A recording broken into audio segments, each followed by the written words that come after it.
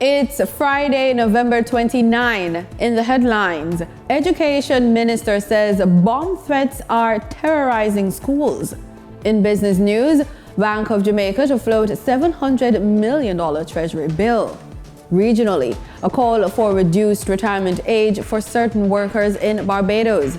And in sports, the Reggae Girls take on South Africa in a friendly international match.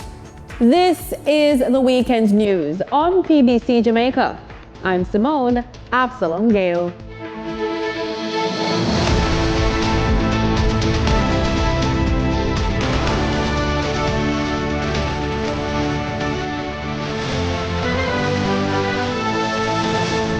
The Education Ministry is strongly condemning the latest bomb hoax, calling it a reckless and dangerous act.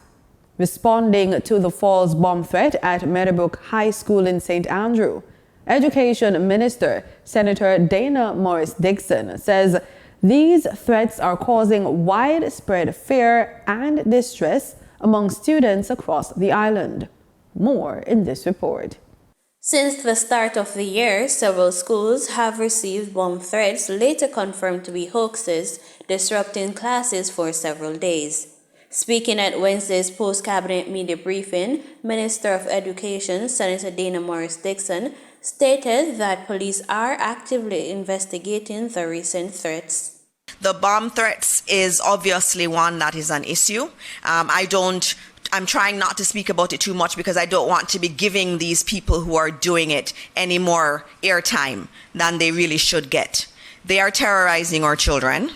They are preventing them from doing their work. It is not something that we should be giving a lot of publicity to.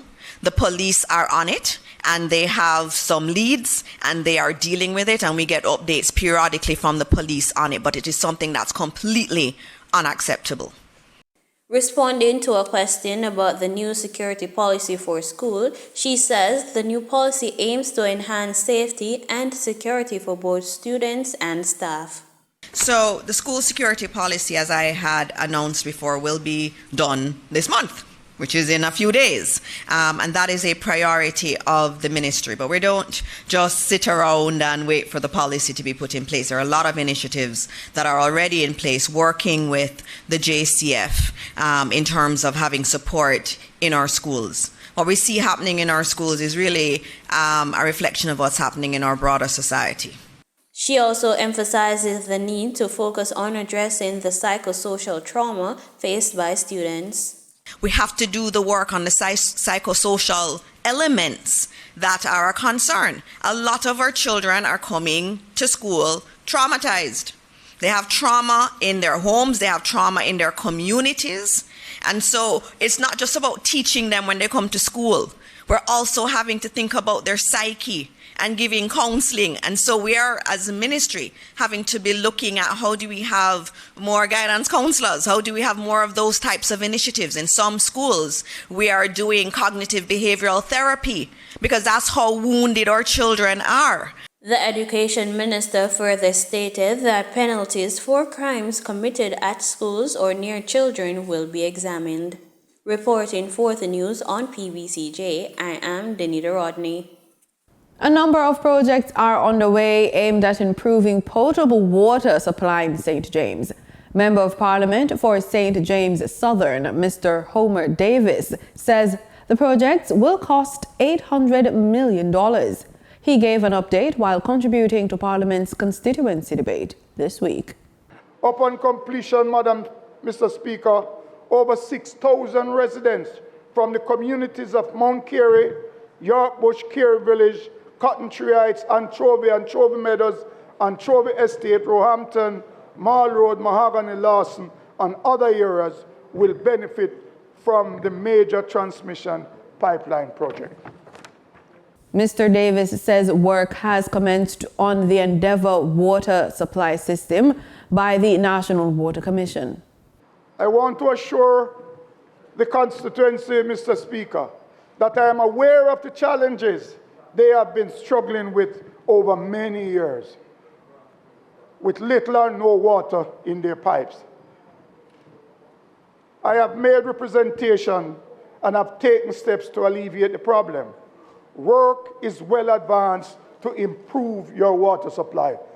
Jamaicans are being advised that there is a planned temporary interruption to licensing services for betting, gaming, and lotteries today, Friday, November 29. According to the Betting, Gaming, and Lotteries Commission, BGLC, applications for new fit and proper services will remain accessible. The BGLC says the interruption is to facilitate an upgrade to the new Gaming Management Information System being implemented by the BGLC. Normal operations will resume on Monday, December 2. With the new GMIS, persons will be able to submit and track applications online, as well as receive their licenses digitally. The system is also expected to improve the efficiency of processing applications and reduce the reliance on paper. BGLC is the regulator for Jamaica's gaming industry. Its mandate includes oversight of the operation of betting, gaming, and the conduct of lotteries. The Pan American Health Organization has kick-started its World AIDS Day activities with the launch of a Better with PrEP campaign, with the goal of expanding access to pre-exposure prophylaxis in Latin America and the Caribbean.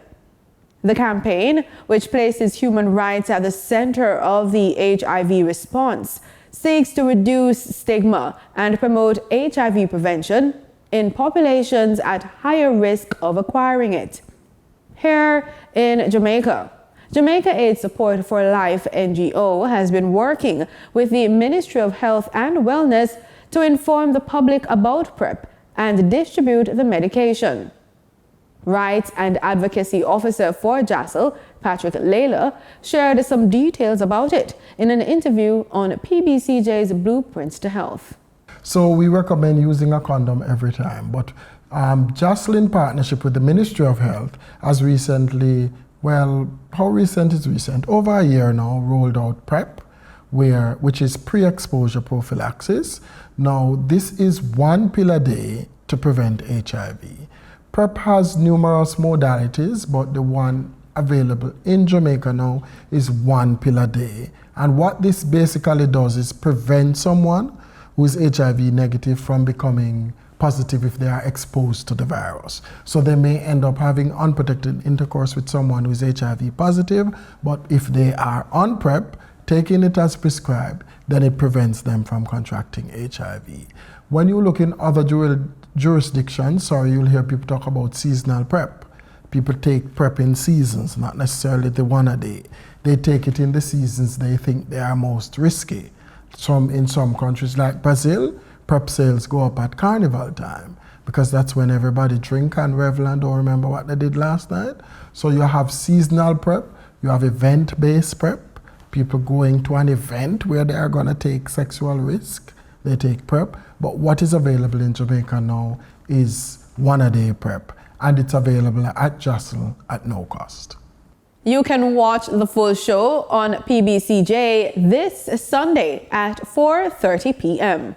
World AIDS Day, which will be recognized on Sunday, December 1, is an opportunity to reflect on the progress and challenges of the HIV response. In Latin America, the number of AIDS-related deaths decreased by 28% between 2010 and 2023, while in the Caribbean, the reduction has been 57%. However, new HIV infections have shown different trends during this period. In Latin America, new cases increased by 9%, reaching approximately 120,000 infections in 2023, while in the Caribbean, infections decreased by 22%, totaling 15,000 cases. Time now for the Business Report with Denise Williams.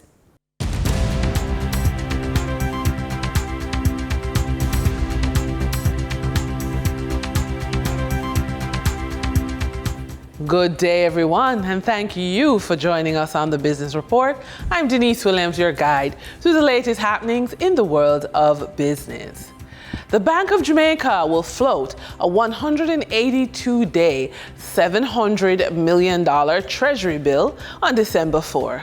The bank says that 5,000 Jamaican dollars is the minimum subscription, and the interest paid on the instrument is taxable at 25%. Interest will be paid at maturity, and it can be bought through the various security brokers. The yield and price of the instrument will be determined through competitive bidding, and the maturity date is June 6, 2025. Blocks of shares have crossed hands by connected parties involved in notable companies on the stock exchange. One-on-One Educational Services Limited has advised that a senior officer sold a total of 630,000 one-on-one shares during the period of November 1 to 4, 2024. Cygnus Credit Investments Limited has advised that a director purchased 12,478 ordinary shares on November 25, 2024. Investors can look forward to cash in hand from stock market investments. Separate Limited has declared a dividend of 0.605 cents per share payable on January 17, 2025 to shareholders on record as at December 20, 2024. The ex-dividend date is December 20, 2024. Honey Bun 1982 Limited has declared a dividend of 0.09 cents per share payable on December 27, 2024 to shareholders on record as at December 11, 2024. The ex-dividend date is December 11, 2024. During the period of trading for November 28, 2024, the following companies represent the top 3 most active stocks that investors bought and sold on the Jamaica Stock Exchange. Alternative energy provider Wigton Energy Limited with 8,636,554 units represent 24.46% of the market volume in terms of sales. Toll road operator Trans-Jamaica Highway Limited with 3,508,629 units represents 9.94% of the market volume in terms of sales.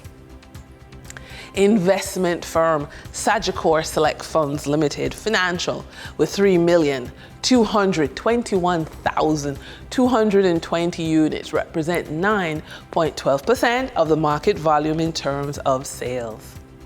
Moving from the money moves of investors, executives, and companies on the stock market, we turn to the forex market. On November 28, 2024, the Bank of Jamaica reported that US $45.34 million was bought from forex traders, while US $65.19 million was sold to forex traders. Buying directly from the Bank of Jamaica, foreign currency traders sold the US dollar for $156.52 and bought the US dollar for $158.01.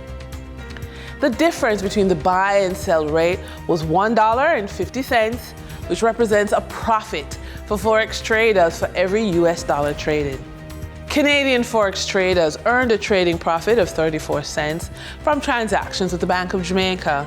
The Canadian dollar was sold at $112.66 and bought for $112.32. For traders looking at the British pound, they pocketed a profit of $7.58, selling it for $201.64 and buying it for $194.06. For our credit report tip of the day, thinking about starting your own business, whether you're leveraging personal savings, applying for grants, securing loans, or attracting investors, here's how your credit score can help you access the best funding options. You can refinance existing debt. A higher credit score helps you negotiate better terms, freeing up your cash for business. You can also leverage personal savings more strategically. A good score reduces reliance on savings alone by broadening your funding options. And you can purchase or lease equipment. Finance essential tools for your business with ease and lower costs. And with that, we wrap up today's business report. I'm Denise Williams. Appreciate your company. Stay well informed, stay ahead of the curve. Until our next update, take care. In regional news, the Congress of Trade Unions and Staff Associations of Barbados is advocating for a lower retirement age for nurses, police officers, and prison officers. CTUSAB President Ryan Phillips urges that reducing the current retirement age of 67 would help address burnout and staffing shortages in these fields. The union plans to submit a formal proposal to the government, citing the physical demands of these roles as a concern for older workers. It would also allow personnel to retire earlier without any financial penalties, making space for young recruits who can meet the physical demand of these roles. 2, nurses.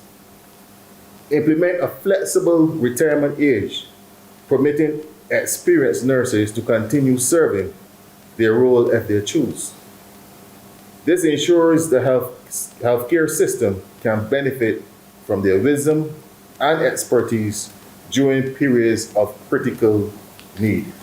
Can you imagine a fireman at age 65, I say age 65, holding the hose or trying to out your fire? It's not practical.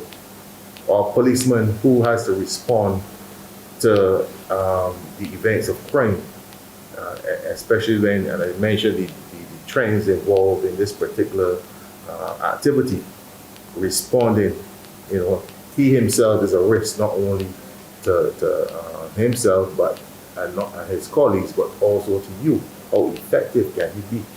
Can you imagine a prison officer?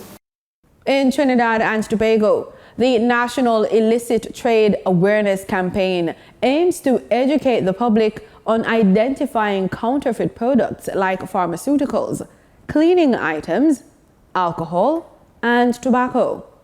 On Thursday, the Ministry of Trade and Industry's Anti-Illicit Trade Task Force hosted an expo at the Brian Lara Promenade to highlight their role in preventing the sale of these fake goods. Members of the public had the opportunity to engage with representatives from the Trinidad and Tobago Chamber of Industry and Commerce, Trinidad and Tobago Manufacturers Association, the Chemistry, Food and Drugs Division of the Ministry of Health, the Customs and Excise Division of the Ministry of Finance, the Intellectual Property Office, Trinidad and Tobago Bureau of Standards, and the Ministry of Trade and Industry. Manager of Technical Examination at the Intellectual Property Office of the Attorney General and Legal Affairs, Richard Atching, said one of the basic ways to spot illicit items like pharmaceuticals is through its packaging, especially if there's no English. There must be English. Even if you're taking a chance, if you're not bilingual or whatever, don't take a chance still. Yeah. If it's intended for this market, there's a requirement that if it's a legit product, it must have English on it. Yeah. In addition to other languages, that's fine, but there must be English in there somewhere. Yeah. He shared why something as simple as language should be taken into consideration when determining if something is counterfeit or illicit. Meaning that it was not intended for this market because we have rules that products that are to be sold in Trinidad and Tobago should be in English. But if there's absolutely no English in it, there's no way for the English-speaking consumer in Trinidad to know what am I consuming. Yeah. And that kind of knowledge is critical. I mean, if you know you have allergies to certain things, you need to be able to see the ingredient list. Right. Knowing what ingredients are used to produce drugs before consuming is critical. Mr. Atching urged the public not to focus on cost when purchasing such products. This whole exercise is about creating a more knowledgeable, aware consumer that you're vigilant. So you're taking your health and safety into your own hands, and not just depending on what people tell you, but you just know that stay within the channels, stay within your lane, as they say. At any increase, stick to the safe channels. Exhibitors included anti-illicit trade task force working groups on alcohol, tobacco, cleaning agents and pharmaceuticals. Mahalia Joseph Wharton, CDT News. In Antigua and Barbuda, the grandeur of the Westminster parliamentary system was on full display Thursday as the third session of Parliament officially opened. Governor General Sir Rodney Williams took center stage, delivering the throne speech outlining the government's key priorities for 2025. Among the notable proposals, new legislation on artificial intelligence. Jamie J. Rasher has the story. It's a picture-perfect Thursday morning in St. John's as pomp and pageantry welcome the opening of the third session of Parliament. Governor General Sir Rodney Williams outlines the government's roadmap for the year, starting with a bold step into the future of technology.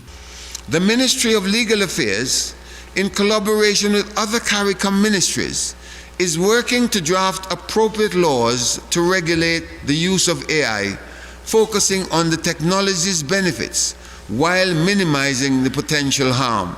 But the plans don't stop there. Crime prevention and justice reform take center stage, with updates to key laws and rebranding of critical institutions. In 2025, amendments to the legislation will enhance the service orientation of law enforcement agencies, and His Majesty's Prison will be renamed the Antigua and Barbuda Correctional Facility. Updates will also be made to the Police and Prison Acts, and the Fire Brigade will be rebranded as the Antigua and Barbuda Fire and Rescue Services. Families and vulnerable populations also feature prominently in the government's agenda. New legislation and/or policies will be introduced to hold parents accountable for the conduct of minors, to protect the elderly from abuse, and make the system for collecting child support payments more accessible. With an ambitious legislative agenda and big changes on the horizon, the government insists 2025 promises to be a transformative year for Antigua and Barbuda. Jamie J. Roche, ABS News. In sports, the Reggae Girls are set to begin their journey towards qualifying for the next FIFA Women's World Cup when they play the first of a two-match friendly international against South Africa this evening at the Montego Bay Sports Complex, starting at 8 p.m. The second match is set for Monday at the same venue. Head coach of the Jamaican senior national women's team, Hubert Busby Jr., outlined that the performance of the team over the past two games will be more important than results. He is quoted in the press saying, "Everything is leading up to getting to the World Cup qualifiers. It's an opportunity for us to continue, like I said, to work on our playing model. Continue to build on the principles in terms of the things that we want to do in and out of possession, and then just to come together as a group." End quote. Now on to cricket. Cricket West Indies on Thursday announced a revolutionary player development program in Tasmania, Australia, giving 4 under-25 women's rising stars the chance to compete in top-level cricket. It comes just one day after a similar announcement for 7 men's under-25 players. Janelia Glasgow, Cherry-Ann Fraser, Shonisha Hector and Kate Wilmot are making waves in Tasmania's premier first-grade competition. Glasgow and Wilmot represent Newtown Cricket Club, while Fraser and Hector suit up for Clarence Cricket Club. The players have already delivered standout performances. Glasgow smashed an unbeaten 70 in Newtown's T20 win over Clarence, while Hector impressed with a not-out 66 for her side. Fraser even tested her skills in the men's third-grade competition. West Indies women's assistant coach and Aussie native Damien Wright is guiding the players in Hobart. The program goes beyond matches, offering bi-weekly training with the WBBL stars from the Hobart Hurricanes, gym sessions at world-class facilities, and exposure to different playing conditions. With international commitments in India and a home series against Bangladesh on the horizon, the initiative is preparing the next generation of West Indies women to take on the world. This bold move could pave the way for more Caribbean players to gain experience in Australia, strengthening the future of women's cricket in the region. Nasira Mohammed, TTT Sport. Imagine losing your sight, but not your vision for life.